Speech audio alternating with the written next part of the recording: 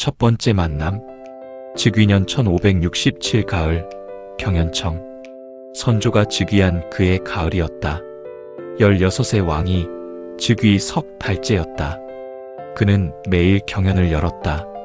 하루도 빠지지 않았다. 그것은 학문에 대한 갈증이라기보다는 시간을 채우는 의식이었다. 옥좌에 앉은 시간이 너무 길게 느껴졌고 경연이 그 시간을 분절해 주었다. 그날의 경연관 중 하나가 기대승이었다. 그때 41, 홍문관 은교였다. 학자들 사이에서는 이미 퇴계와 10년을 논쟁한 자로 이름이 높았으나 조정의 공식 위계에서는 아직 중간 자리였다. 그날의 강은 논어의 한 구절이었다. 공자께서 말씀하시기를 임금은 임금답고 신하는 신하답고 아비는 아비답고 자식은 자식다워야 한다. 평이한 구절이었다. 평이한 구절일수록 강에서는 까다롭다. 평이함 위에 무엇을 얻느냐가 강관의 깊이를 보여주기 때문이다. 기대승은 이 구절을 받아들고 잠시 침묵했다. 침묵이 길어지자 옆에 강관이 의아한 표정을 지었다. 그러나 기대승은 자기의 호흡을 따랐다. 이윽고 그가 입을 열었다. 전하, 말씀하시오. 이 구절은 글자로는 짧으나 글자 사이의 간격이 매우 넓사옵나이다. 선조의 눈이 미세하게 흔들렸다. 글자 사이의 간격 이 표현은 그가 즉위 직후 자기 자신에게 익숙해지기 시작한 사고방식이었다. 사관의 비망록에 따르면 선조는 즉위 후 처음 몇 달 동안 행간에 집착했다. 그는 모든 것을 글자가 아니라 글자 사이로 읽었다. 기대승의 첫 발언은 그의 그 사고방식을 정확히 같은 언어로 호명한 것이었다. 간격이 넓다 함은 임금이 임금답다는 것이 무엇이냐, 신하가 신하답다는 것이 무엇이냐. 공자께서는 이 답다의 내용을 말씀하지 않으셨사옵니다. 말씀하지 않으심으로 후대에 묻게 하셨사옵니다. 후대의 임금과 신하가 매 시대마다 그 답다를 새로 채워야 하옵나이다. 채우지 못하면 이 구절은 빈 그릇이 되었고 채우면 비로소 살아있는 글이 되옵니다. 신이 감히 여쭙고자 하옵니다. 전하께서 생각하시는 임금다움은 무엇이옵니까? 선조는 한참 답하지 않았다. 답하기 어려운 질문이었다. 그러나 그는 답을 피하지 않았다. 피하지 않은 것이 그의 자질이었다. 과인의 임금다움은 아직 답할 수 있는 것이 없소. 기대승의 얼굴에 무엇이 스쳤다.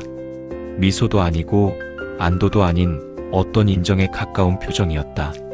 전하, 신이 감히 한 말씀 더 올리겠사옵니다. 그 답이 지금까지 들은 모든 답 중에서 가장 옳은 답이옵나이다. 선조가 고개를 들었다. 그러하오. 답하지 못함이 옳다 하시오. 전하, 임금다움을 즉답하시는 임금은 그 답이 남이 가르쳐준 답일 가능성이 높사옵나이다. 남이 가르쳐준 답을 외워서 답하시는 임금은 평생을 그 답에 갇혀 사시게 되옵니다. 그러나 답하지 못한다 하시는 임금은 평생을 두고 그 답을 찾아가실 임금이옵나이다. 찾는 임금이 외운 임금보다 100배 깊사옵니다. 답을 찾는데 평생이 걸리더라도 찾는 동안 임금은 이미 좋은 임금이 되어 계실 것이옵나이다. 기대승의 속내. 이 임금은 영민하시다. 영민하심을 알아본 자가 이미 여럿 있을 것이다. 영민함을 칭찬하는 신하는 많을 것이다. 그러나 영민함을 칭찬하는 것이 임금에게 좋은 일은 아니다. 영민함은 칭찬받으면 더 영민해지려 하고 더 영민해지려 하는 임금은 점점 신하의 말을 재단하게 된다. 영민함은 칭찬할 자질이 아니라 돌볼 자질이다. 너무 일찍 자라지 않도록, 너무 날카롭게 갈리지 않도록 나는 이 임금의 영민함을 돌보는 신하가 되어야겠다. 칭찬하지 않고 깎아내리지도 않으면서 다만 옆에서 함께 묻는 신하가. 두 번째 만남. 선조 원년 1568 늦가을. 사정전. 이듬해 늦가을. 기대승은 대사관에 올라 있었다.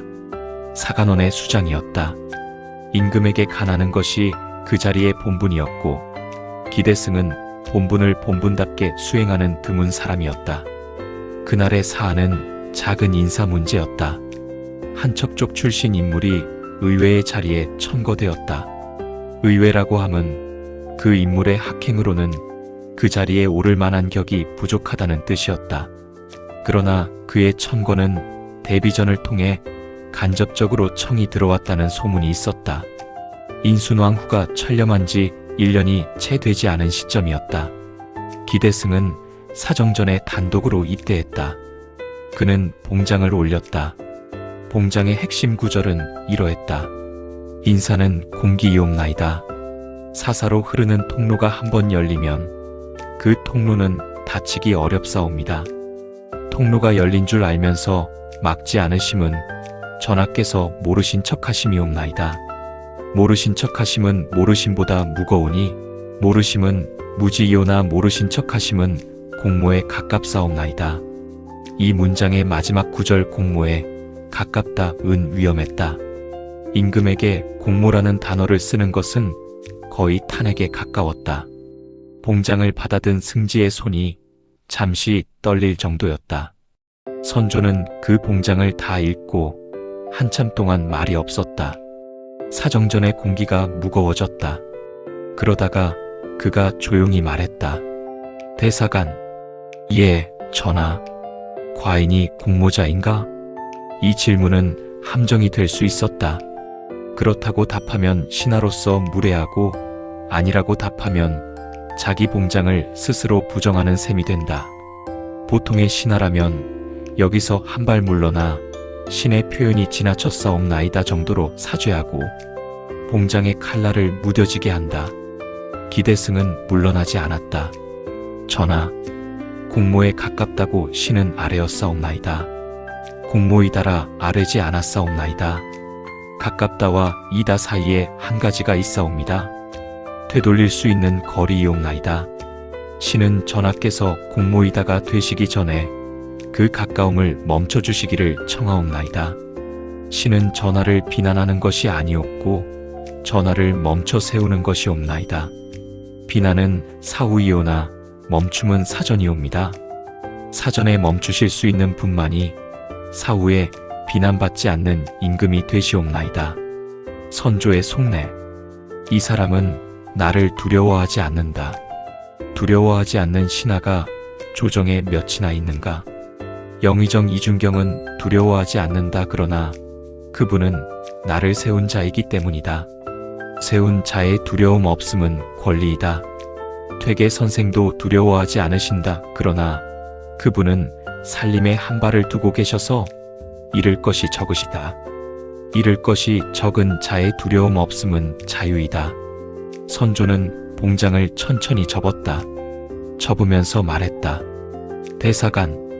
과인이 멈추겠노라. 기대승은 깊이 사배했다. 그리고 한마디만 더 덧붙였다. 전하. 신은 오늘 전하를 부끄럽게 해드린 것이 아니었고 전하께 기회를 드린 것이옵나이다. 멈추실 기회. 신이 드린 기회를 받아주신 전하께 신이 도리어 감사드리옵나이다. 이 말은 절묘했다. 임금이 신하의 간언을 받는 것을 임금이 신하에게 받은 기회로 격상시킨 것이다. 받음을 부끄러움이 아니라 영광으로 편안하는 언어. 이런 언어를 쓸 수 있는 신하는 드물었다. 기대승은 그 드문 신하 중 하나였다. 선조는 사정전에서 그가 물러나는 뒷모습을 오래 바라보았다. 그리고 혼자 중얼거렸다. 저 사람은 위험하다. 위험하나 곁에 두어야 한다. 이 두 마디는 모순이었다. 그러나 임금이 신하를 평가할 때 가장 정직한 평가는 모순의 형식을 띠는 법이다.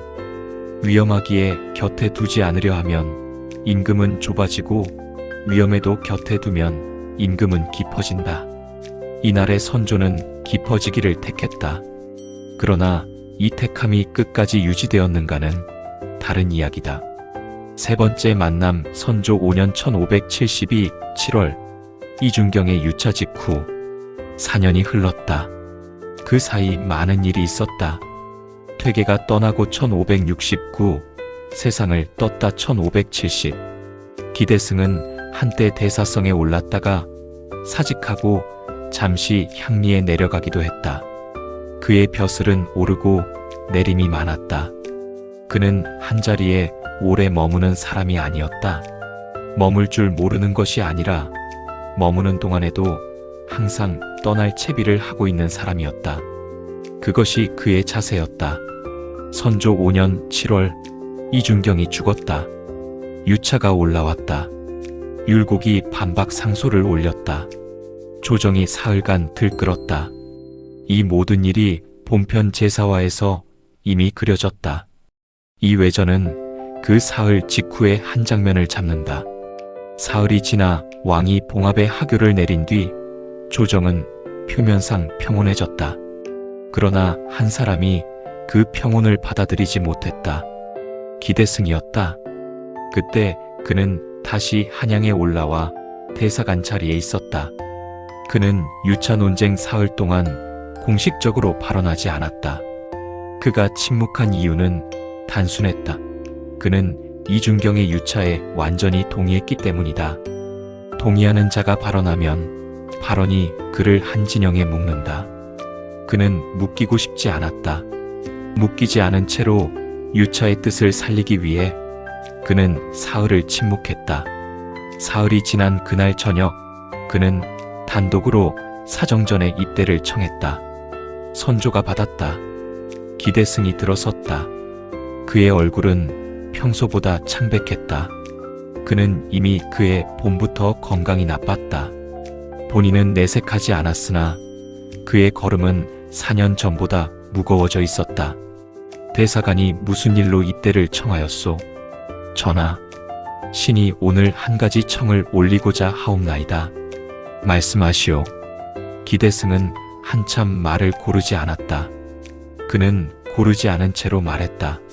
신을 물러가게 하여 주시옵소서. 선조가 고개를 들었다.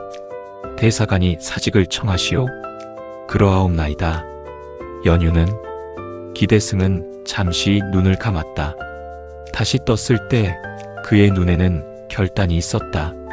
전하, 영상 대감의 유차를 신은 사흘간 침묵으로 들었사옵나이다. 침묵으로 들은 까닭은 신이 그 유차에 전부 동의하기 때문이옵나이다. 선조의 표정이 굳었다. 기대승은 그 굳음을 보면서도 멈추지 않았다. 전하, 율곡 이인은 그 유차를 반박하였사옵니다. 율곡의 반박은 조정을 보호하려는 충정에서 나왔사옵나이다. 신은 율곡을 미워하지 않사옵니다. 그러나 신은 영상의 편이옵나이다. 영상께서 보신 것을 신도 보았고 영상께서 두려워하신 것을 신도 두려워하옵나이다.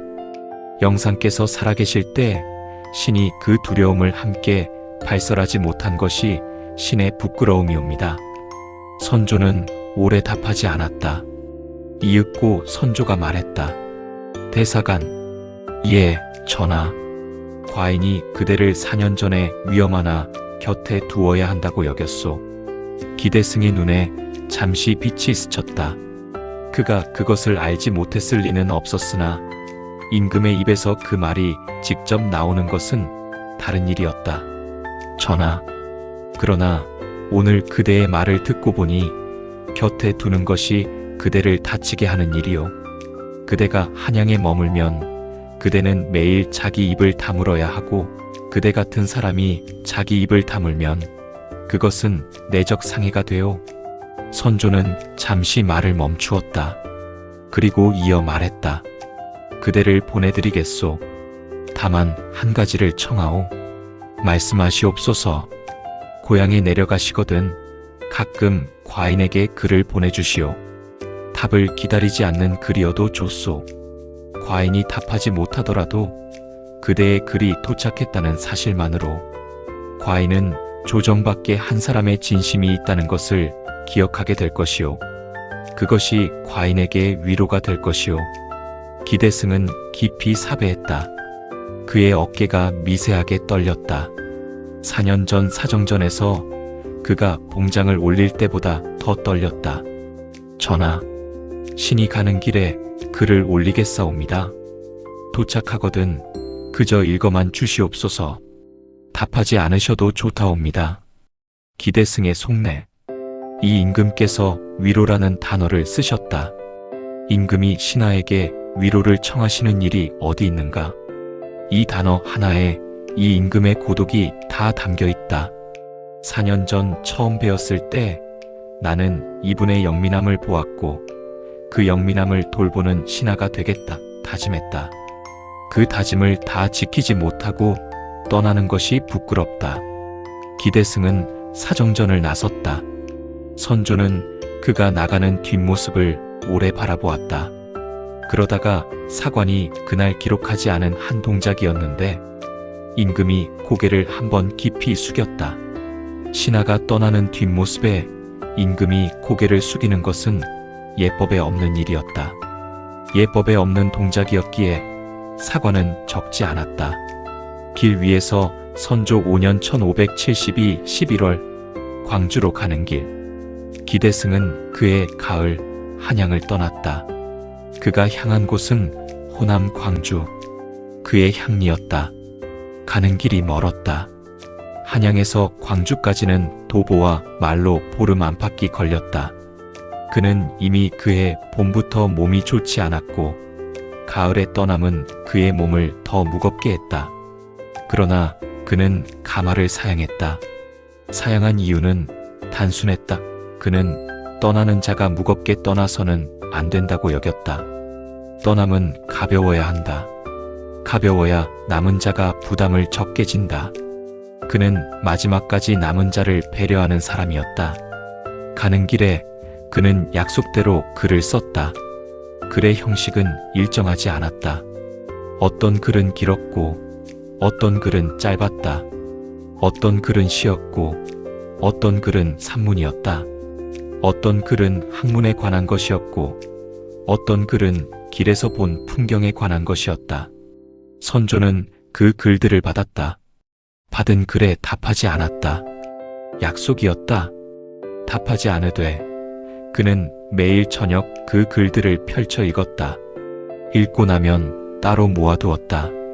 모아둔 글은 작은 함이 되었고 함은 침전의 한 구석에 자리를 잡았다. 11월 초였다. 기대승은 충청도 어느 읍을 지나고 있었다. 그날 아침부터 그의 몸은 평소와 달랐다. 일행은 멈추기를 권했으나 그는 하루만 더 가자고 했다. 광주가 가깝다고 했다. 가까운 자리에서 멈추면 다시 일어나기 어렵다고 그는 알았다.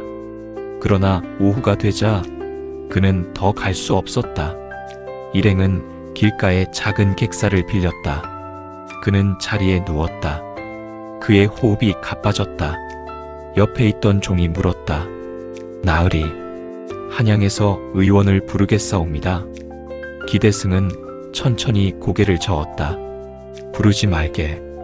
의원이 도착할 때까지 내가 기다리지 못할 것이네. 나으리, 괜찮네. 가는 길에 가는 것이 내게는 가장 어울리는 마지막 일세. 한양에서 죽으면 조정의 일이 되고 광주에서 죽으면 집안의 일이 되네.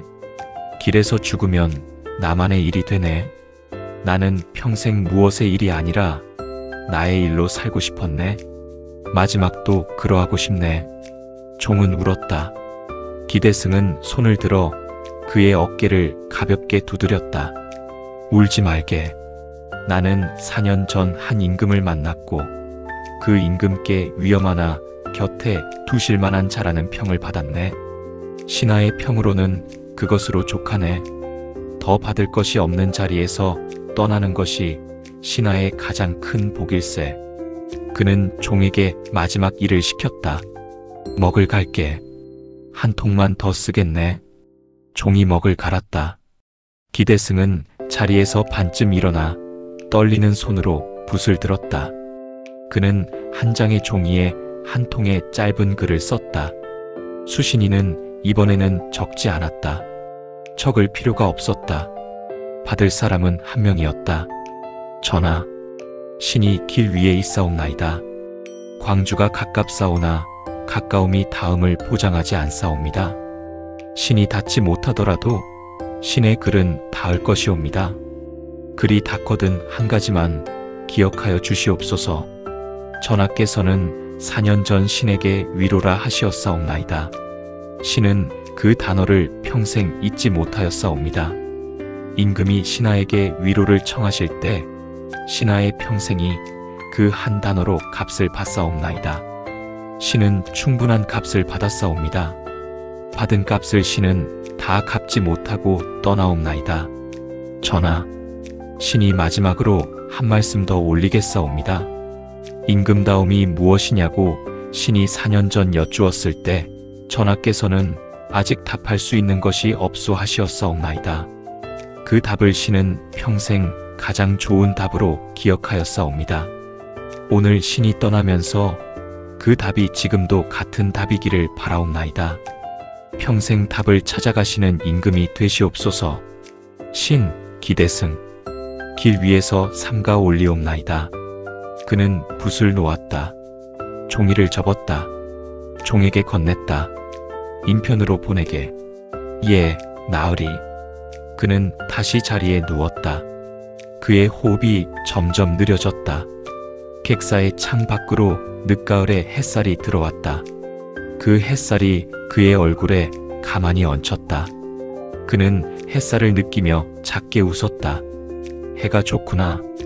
이것이 그의 마지막 말이었다.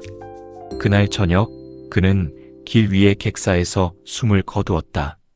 46이었다. 글이 도착하던 날, 기대승의 마지막 글은 그가 숨을 거둔 뒤 열흘이 지나 한양에 도착했다. 부음과 글이 거의 같은 시각에 편전에 들었다. 부음을 먼저 들은 선조는 그 자리에서 한참 말이 없었다. 그는 봉투를 천천히 열었다. 한 장의 글이 들어 있었다. 그는 그것을 읽었다. 한 번 읽었다. 2번 읽었다. 3번째 읽음에서 그는 글을 무릎 위에 내려놓았다. 그의 손이 떨렸다. 4년 전 기대승이 봉장을 올렸을 때 자기 손이 떨리던 것을 그는 잊지 않았다. 오늘 떨림은 그날의 떨림에 답하는 떨림이었다. 승지가 조심스레 물었다. 전하, 어찌하시겠사옵니까? 선조는 답하지 않았다. 한참 후에 그는 조용히 말했다. 고봉에게 시호를 내려야 한다. 문헌이 어떠한가? 전하, 문헌은 그릇이 큰 시호이옵나이다. 다만 고봉의 평생 벼슬이 그에 부합하지 않을 수 있다는 이론이 있을 수 있사옵나이다. 과인이 정하노라. 문헌이다.